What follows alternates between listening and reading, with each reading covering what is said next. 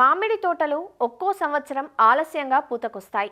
అలా ఆలస్యంగా అంటే ఫిబ్రవరి మాసం తర్వాత పూతకొచ్చే తోటల్లో పూత నిలబడక దిగుబడులు తగ్గుతాయి. పూత సకాలంలో ఎందుకు రాలేదో అర్థం కాక రైతులు చాలాసార్లు అయోమయంలో కొట్టుమిట్టాడతారు. కానీ తోటలు సకాలంలో పూతకు రావాలంటే అందుకు మనం చేపట్టే యాజమాన్యం కీలక భూమిక పోషిస్తోంది. మామిడి ఎప్పుడూ కొత్త కొమ్మలకే పూత వస్తుంది. కొత్త కొమ్మల వయస్సు కనీసం 4 నెలలుంటే ఆ కొమ్మలు పుష్పిస్తాయి. అందువల్ల దీన్ని గుర్తుంచుకొని మామిడి తోటల్లో కోతల అనంతరం ఏ సమయాల్లో ఎలాంటి చర్యలు చేపట్టాలో విపులంగా తెలియజేస్తున్నారు వైఎస్ఆర్ ఉద్యాన విశ్వవిద్యాలయం ఏలూరు జిల్లా ఉద్యాన పరిశోధనా స్థానం ప్రధాన శాస్త్రవేత్త డాక్టర్ కె రాధారాణి. మామిడిలో పూత సకాలంలో రావాలి లేదా పూత వచ్చిన పూత నిలబడాలి అంటే మనము చాలా వరకు రైతులు ఏం చేస్తారంటే పూత వచ్చినప్పటి నుంచి దాని మీద ఎక్కువ శ్రద్ధ చూపించి పురుగులు రాకుండా ఎక్కువ పెస్టిసైడ్స్ స్ప్రే చేయడము, లేకపోతే పూత ఎక్కువ రావడానికి అప్పుడు స్ప్రే చేయడము, హార్మోన్లు కానీ లేదా వేరే ఇతర బయో ప్రోడక్ట్స్ కానీ అట్లాంటివి చేస్తున్నారు. కానీ పూత సకాలంలో రావాలి, ఎక్కువ పూత రావాలి, అధిక దిగుబడి రావాలి అంటే మనం ముందు నుంచి చాలా కొన్ని రకాల పనులు చేయాలి. అంటే మనం కోత తీసుకున్న తర్వాత చెట్టులో ఉండే బలం పోతుంది కాబట్టి ఇమ్మీడియట్గా మనం కోత అయిపోయిన తర్వాత చెట్టుకు వయసు బట్టి మనం సరిపడా ఎరువులు వేసుకోవాల్సి వస్తుంది. అది మనం జూన్ జూలై లోపల మాత్రమే కంప్లీట్ చేసుకోవాలి. కాతకి వచ్చిన తోటకైతే చెట్టుకైతే మనము నత్రజని, భాస్వరము, పొటాష్ ఈ 3 మూలకాలు అవసరం ఎక్కువ ఉంటుంది కాబట్టి ఒక్కొక్క కిలో నత్రజని, భాస్వరం, పొటాష్ ఇచ్చే ఎరువులు అందులో 3వ వంతు జూన్ జూలైలో వేసేసి మిగతాది పిందె కట్టడం. మనం ఫిబ్రవరిలో కడితే ఫిబ్రవరిలో కడతాం, మార్చి కొన్నిసార్లు లేట్ అయిపోతుంది పూత, అప్పుడు మార్చిలో పిందె కడితే కనుక అప్పుడు వేసుకోవాలి. ఫిబ్రవరి, మార్చి ఆ టైంలో 4వ భాగం వేసుకున్నట్లయితే కరెక్ట్గా పోషకాలు అవసరానికి అందుతాయి చెట్టుకి, అప్పుడు దిగుబడి వస్తుంది. తర్వాత ఒక్కొక్కసారి మనకి ఏదైనా పరిస్థితుల ప్రభావం వలన లేదా వర్షాలు పడడం వల్ల ఆ టైంలో మనకి ఎరువులు వేసుకోవడం లేట్ అయిపోయి చాలా వరకు సెప్టెంబర్, అక్టోబర్లో కూడా వేస్తున్నారు రైతులు. అక్టోబరు, నవంబర్లో ఏంటంటే ఆ టైంలో చెట్టుకి బెట్ట ఉండాలి. అక్టోబర్, నవంబర్ పూత రావాలి అంటే రెండు నెలలు బెట్ట పరిస్థితులు ఉండాలి. ఎప్పుడైతే మనము ఆ టైంలో కనుక ఎరువులు వేస్తున్నామో పూ మొగ్గ రావడం ఆలస్యం అవుతుంది. ఒక్కొక్కసారి అది రాకుండా చిగుళ్ళు వచ్చేస్తున్నాయి. ఎప్పుడైతే చిగుళ్ళు వస్తాయో మనకి పూత ఆలస్యం అయిపోతుంది.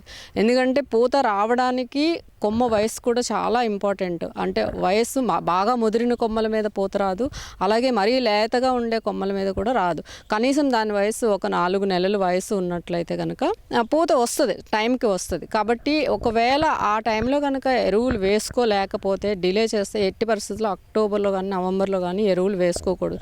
సాధ్యమైనంత వరకు ఆగస్ట్ లోపల మనం కంప్లీట్ చేసుకోవాలి. ఒకవేళ ఆ టైంలో వేయకుండా మిస్ అయిపోతే మనము ఈ పిందె కట్టిన తర్వాత కొంచెం వేసుకున్నట్లయితే సరిపోతుంది.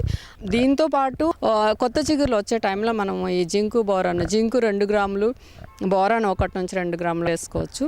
అలాగే మెగ్నీషియం సల్ఫేటు, ఐరన్ సల్ఫేటు ఇలాంటివన్నీ కూడా 2 గ్రాములు చొప్పున 1 లీటర్ నీటి కలుపుకొని కొత్త చిగురులు వచ్చిన తర్వాత ఒకసారి మళ్ళీ ఒక 20-30 రోజుల తర్వాత ఇంకొకసారి స్ప్రే చేసుకున్నట్లయితే మొక్కకి కావాల్సిన పోషకాలు అందుతాయి. ఇంకొక విషయం ఏంటంటే ఎరువులతో పాటు మనం ఖచ్చితంగా ఈ సేంద్రియ ఎరువు అనేది ఖచ్చితంగా వేసుకోవాలి. అది పశువుల ఎరువు అయి ఉండొచ్చు, లేదంటే వర్మీ కంపోస్ట్ అయి ఉండొచ్చు. కనీసం ఒక 20-25 కిలోలు అయితే కంపల్సరీగా మనం ప్రతి చెట్టుకి వేసుకుంటేనే మనకి సేంద్రియ పదార్థం అందుతుంది. ఎప్పుడైతే సేంద్రియ పదార్థం అందుతుందో అప్పుడు చెట్టు కావాల్సిన ఉపయోగపడే సూక్ష్మజీవులు సాయిల్ లోపల డెవలప్ అయ్యి మనం వేసే ఎరువులు మొక్కకి అందజేస్తాయి.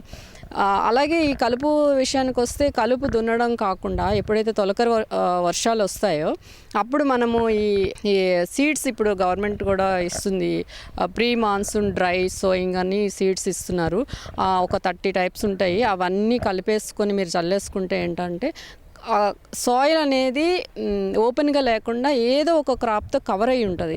ఈ పంటల వల్ల ఏంటంటే గాలిలో ఉండే నత్రజని కూడా భూమి లోపల స్థిరీకరించబడుతుంది, భూమి సారం పెరుగుతుంది, ఈ దున్నడం సమస్య ఉండదు కాబట్టి ఖర్చు తక్కువ అవుతుంది. ఇలాంటివి చేసుకున్నట్లయితే ఈ పెస్ట్ ప్రాబ్లం కూడా రాకుండా ఉంటుంది. ఎందుకంటే చాలా వరకు పురుగులు ఈ కలుపు మొక్కల మీద పెరిగి జీవిత చక్రాల వరకు కంప్లీట్ చేసుకొని పాపులేషన్ పెంచుకొని కరెక్ట్గా మామిడి పూత వచ్చేటప్పుడు దాని మీద దాడి చేసే అవకాశం ఎక్కువగా ఉంటుంది. కాబట్టి రైతులందరూ ఇలాంటివి వేసుకోవడం మంచిది. ఇంకొకటి చాలా వరకు పురుగులు ఏంటంటే మనం ఎండు పుల్లలు అలాంటివి వదిలేస్తాం. ఎండిపోయిన కొమ్మలు, ఎండు పుల్లలు, ఈ ఎండు పుల్లలు ఎప్పటికప్పుడు కనిపించినవి తీసేసుకోవాలి. ఎప్పుడైతే చెట్టు లోపల గాలి వెలుతురు బాగా పడుతుందో అప్పుడు మాత్రమే ప్రతి కొమ్మ మీద ఎండపడి దానికి ఆ కొమ్మ దాని ఫుడ్ అది తయారు చేసుకునే అవకాశం ఉంటుంది. ఈ పురుగుల సమస్య అనేది తగ్గిపోతుంది, తీవ్రత తగ్గిపోతుంది. అండ్ అన్ని కొమ్మల మీద కూడా మనకి పూత వచ్చే అవకాశం ఎక్కువగా ఉంటుంది. అలాగే ఇంకొకటి ఏంటంటే ప్రతిసారి పురుగు వచ్చిన తర్వాత చాలా హై పవర్ఫుల్ కెమికల్స్ వాడుతున్నారు. పురుగులకి అవి అలవాటైపోయి పని చేయకుండా అయిపోతున్నాయి. ఒక పక్క రైతుకి ఖర్చు ఎక్కువైపోతుంది, పైగా తగ్గట్లేదు అండ్ దిగుబడి రావట్లేదు. కాబట్టి అవి రాకుండా ముందు జాగ్రత్తగా మనము కొన్ని పనులు చేయాల్సి ఉంటుంది. ఏంటంటే ఇప్పుడు స్టిక్కీ ట్రాప్స్ పెట్టుకోవడం, అంటే ఈ పసుపు రంగు లేదా నీలం రంగు అట్టలు చెట్లకు వేలాడి తీసుకోవడము, ఫ్రూట్ ఫ్లైకి అయితే ఫ్రూట్ ట్రాప్స్ పెట్టుకోవడము, అలాగే ప్రతి 2 నెలలకు ఒకసారి చెట్టు లోపల భాగాలు బయట కూడా బాగా తడిచేటట్టు ఈ వేప నూనె స్ప్రే చేసుకోవడము. సో ఈ విధంగా ముందు పురుగులు వచ్చిన తర్వాత జాగ్రత్త కన్నా పురుగులు రాకుండా మనం కొన్ని చిన్న జాగ్రత్తలు తీసుకున్నట్లయితే పెట్టుబడి ఖర్చు తగ్గిపోతుంది రైతుకి. ఇంకొకటి ఏంటంటే వాటరు, పూత నుంచి కాయ కోసే లోపల మనం ఒక నేల బట్టి 2-3 తడులు ఇస్తే సరిపోతుంది. అలా ఇచ్చుకున్నట్లయితే పూత పిందె రాలకుండా ఉంటుంది అండ్ దిగుబడి పెరగడానికి అవకాశం ఉంటుంది. అలాగే పూత రావడానికి ముందర అంటే అక్టోబరు, నవంబర్లో ఒకసారి 13-0-45 స్ప్రే చేసుకోవచ్చు. లేదంటే 0-56-24 ఉంటుంది. అది ఒకసారి పూతకు ముందర లేదా పూత తర్వాత కూడా ఒకసారి స్ప్రే చేసుకుంటే ఏంటంటే పూత సెట్టింగ్ పర్సంటేజ్ పెరుగుతుంది పూత దశలో చేస్తే.